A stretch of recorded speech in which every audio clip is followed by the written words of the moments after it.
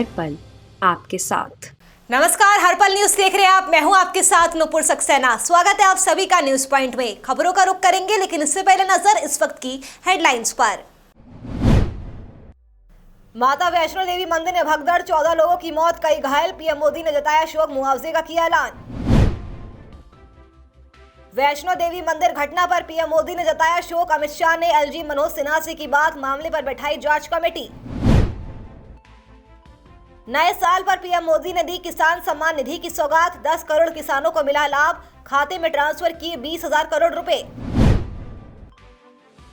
साहिबजादा दिवस के मौके पर आयोजित गुरुवाणी कीर्तन कार्यक्रम, सीएम योगी प्रतापगढ़ को देंगे 554 करोड़ रुपए की सौगात, रामपुर में 25 परियोजनाओं का करेंगे शिलान्यास। दिल्ली में कोरोना मरीजों का टूटा रिकॉर्ड, पिछले 24 घंटे में सामने आए 1796 नए केस, संक्रमण दर पहुंची 2.44%। बढ़ते अब खबरों की ओर।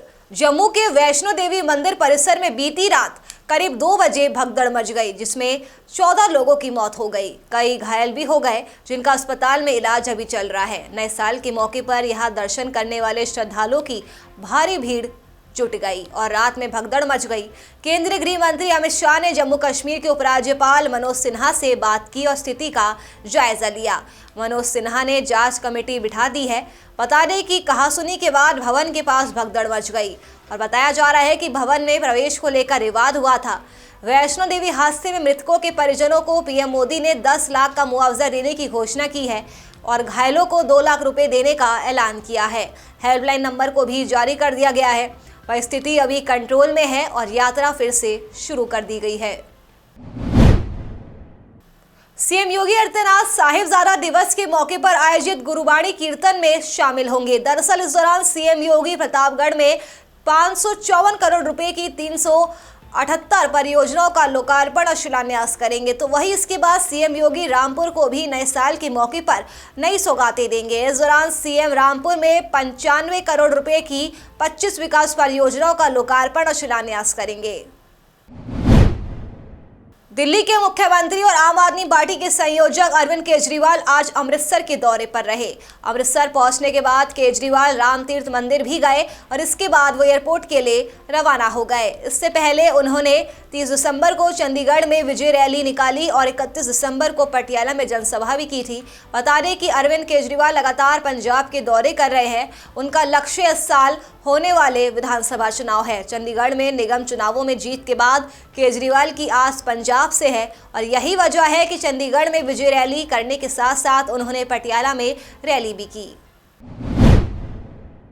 उत्तराखंड में आम आदमी पार्टी ने चुनाव को लेकर अंतिम रणनीति तैयार कर ली है। आगामी 45 दिनों तक आम आदमी पार्टी के प्रदेश भर में बड़े स्तर पर कार्यक्रम किए जाएंगे, जिसकी शुरुआत 3 जनवरी को दिल्ली के सीएम अरविंद केजरीवाल देहरादून के परेड ग्राउंड से करने वाले हैं।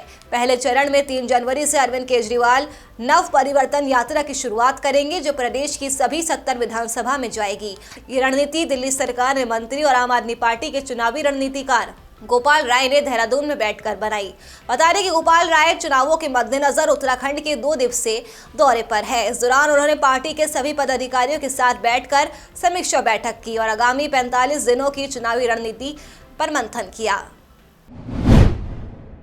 एआईएमआईएम चीफ असदुद्दीन ओवैसी आज सहारनपुर दौरे पर है। यूपी चुनाव 2022 को लेकर ओवैसी इन दिनों प्रदेश के अलग अलग जिलों का लगातार दौरा कर रहे हैं। हाल ही में उन्होंने मेरठ में सत्ताधारी पार्टी के खिलाफ हुंकार भरी थी। इसी तर्ज पर आज ओवैसी सहारनपुर के दौरे पर जाएंगे। इस दौरान ओवैसी एक जनसभा को भी संबोधित करेंगे। बता दें कि जल्द ही यूपी में विधानसभा चुनाव होने हैं।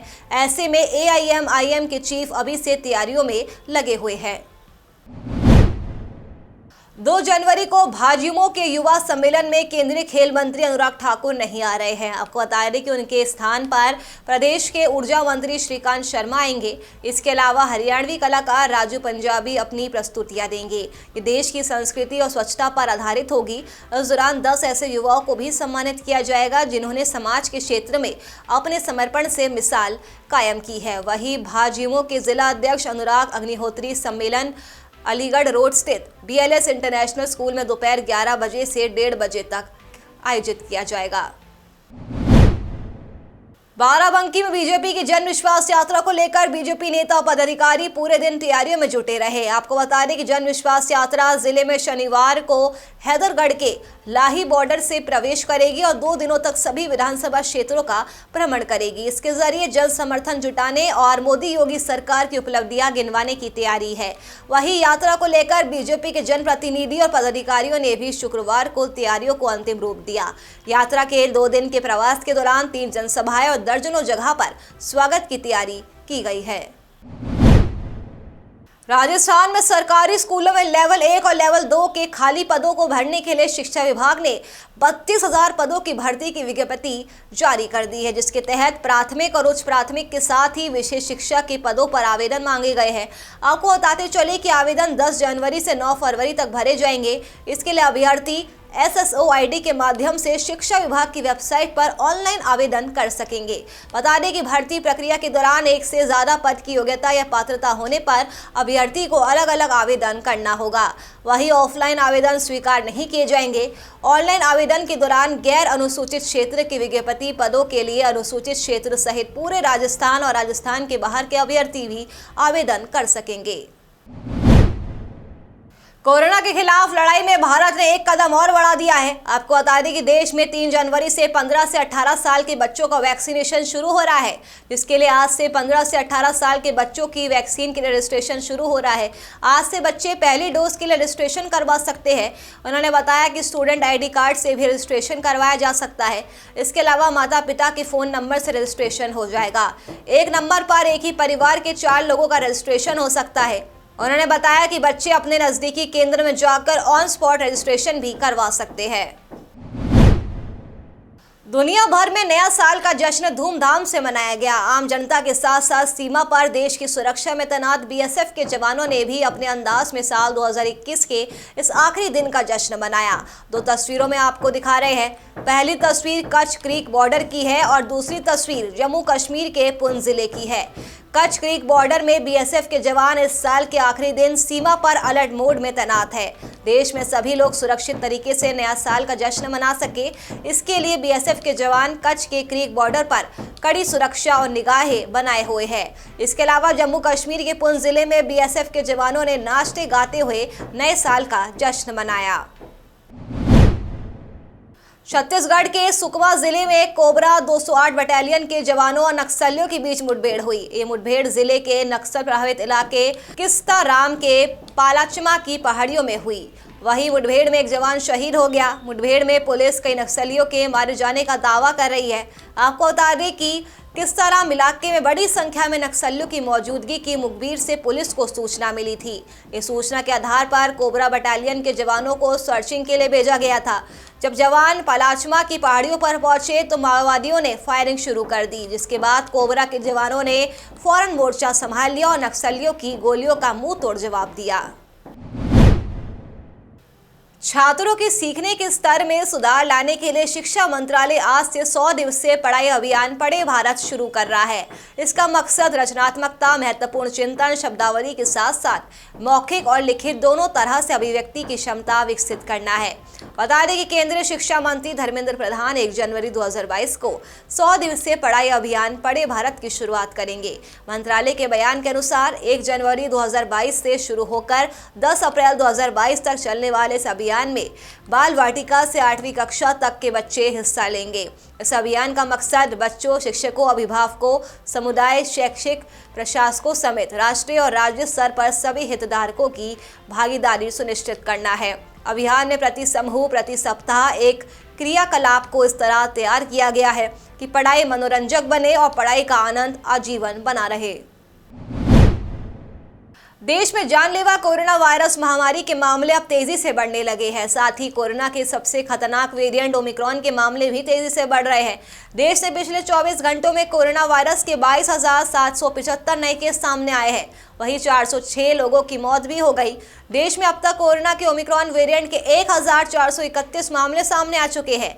केंद्रीय स्वास्थ्य मंत्रालय की ओर से जारी किए गए आंकड़ों के मुताबिक देश में अब एक्टिव केस की संख्या बढ़कर 1,04,781 हो गई है। वहीं इस महामारी से जान गंवाने वालों की संख्या बढ़कर 4,81,400 86 हो गई है। आंकड़ों के मुताबिक कल 8,949 रिकवरी हुई। इसके बाद अभी तक 3,42,75,312 लोग संक्रमण मुक्त हो चुके हैं। देश में कोरोना वायरस लगातार तेजी से लोगों को अपनी चपेट में ले रहा है। फिर से रोजाना बड़ी संख्या में कोरोना केस सामने आ रहे हैं।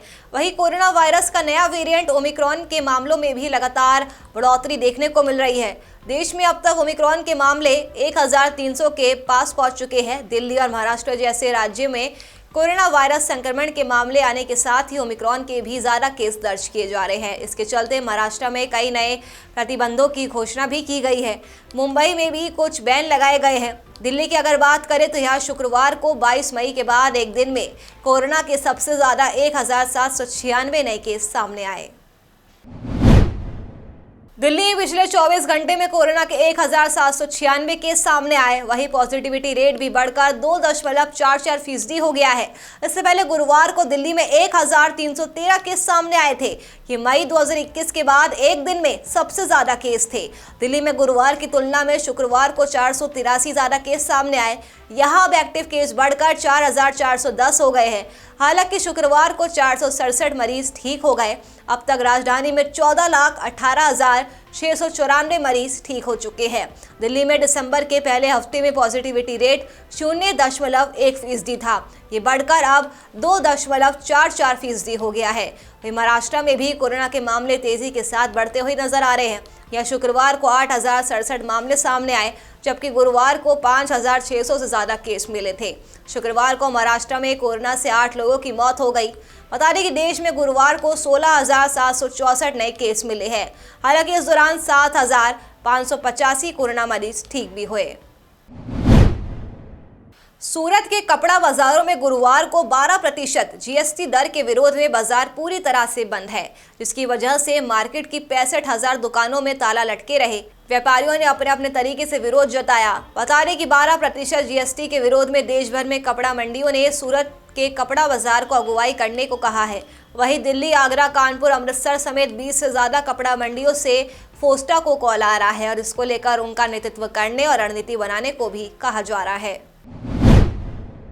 पटना में ग्राम गृह और गौ विकास कार्यक्रम का बीजेपी ने आयोजन किया, जिसमें राज्य के स्वास्थ्य मंत्री ऋषिकेश पटेल मौजूद रहे। इस दौरान वहां भारी संख्या में बिना मास्क के लोग भी नजर आए। साथ ही कोरोना गाइडलाइंस का उल्लंघन भी सभी लोगों ने सरेआम किया। वहीं स्वास्थ्य मंत्री ने बताया कि कोरोना से बचने के लिए मास्क और सोशल डिस्टेंसिंग जरूरी है।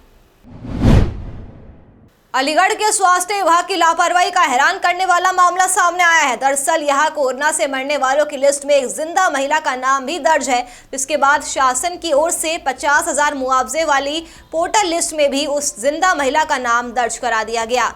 बता दें कि इस बात का खुलासा उस समय हुआ जब जिले के कोरोना कंट्रोल रूम से मुआवजा देने के लिए कागजी कार्यवाही को पूरा करने के लिए महिला के घर फोन गया, तो फोन खुद उसी महिला ने उठाया जिसका नाम मृतक लिस्ट में दर्ज था। ये तो इसीलिए आ रही हैं कि मतलब कैसी तबीयत ख़राब रही थी, क्या हुआ था, तो पॉजिटिव तो आया ही था वो। अब उसके बाद हम एडमिट हो गए उसमें, जीवन ज्योति हॉस्पिटल है। अब उसमें एडमिट हो गए तो उसमें 8 दिन रहे थे। 10 दिन के बाद छुट्टी हुई थी वहाँ से।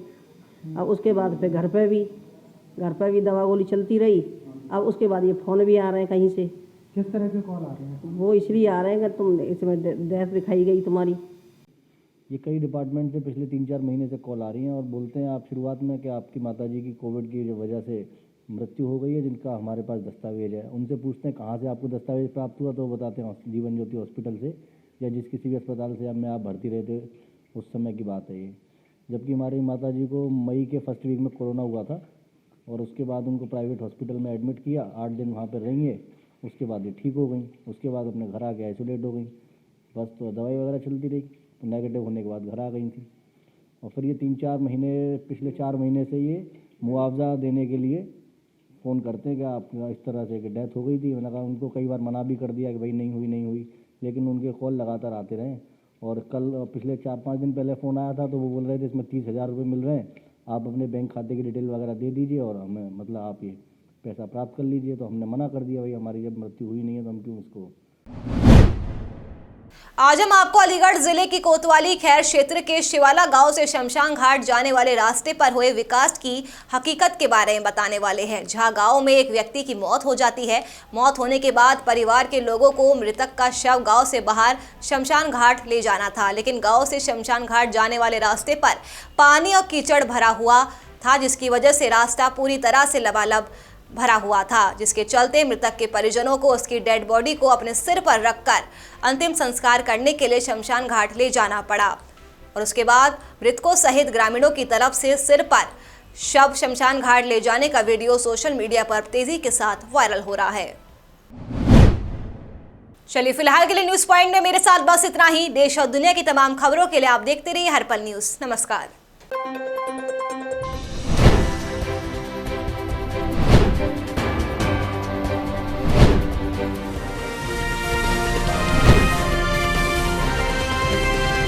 हर पल आपके साथ।